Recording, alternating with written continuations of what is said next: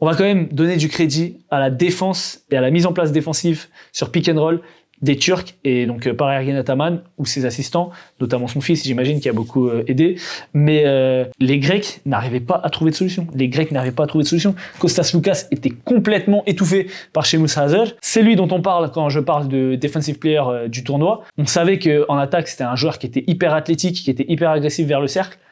Mais là, ce que défensivement, il est en train de montrer, c'est un joueur qui se rend indispensable. Il a sauté la place de Kenan Sipahi sur ce tournoi. C'est vraiment exceptionnel ce qu'il a fait sur Kostas Loukas sur cette première mi-temps, enfin sur tout le match de toute façon. Donc Kostas Loukas est dans le trou, il est à 3 points à la mi-temps, il est éteint. Tyler Dorsey, c'est le seul qui commence et qui met 2 sur 2 à 3 points. Donc on s'est dit, peut-être que Tyler Dorsey est dans un bon jour et tout, ça va le faire. Tu parles, il finit à 9 points à 3 sur 8, mais bon, de toute façon, on va pas tirer sur... Enfin si, on va tirer sur certains joueurs un peu plus, mais Tyler Dorsey, c'est pas le premier sur qui j'ai envie de tirer. C'était très difficile pour les Grecs, donc je l'ai dit sur l'aspect physique. Dès qu'il y avait un écran, dès qu'ils prenaient un écran, ça sortait fort, ça bumpait. Sur la descente, ils étaient dans les rotations. Le nombre de balles qu'ils perdent sur le short roll, ils envoient des balles.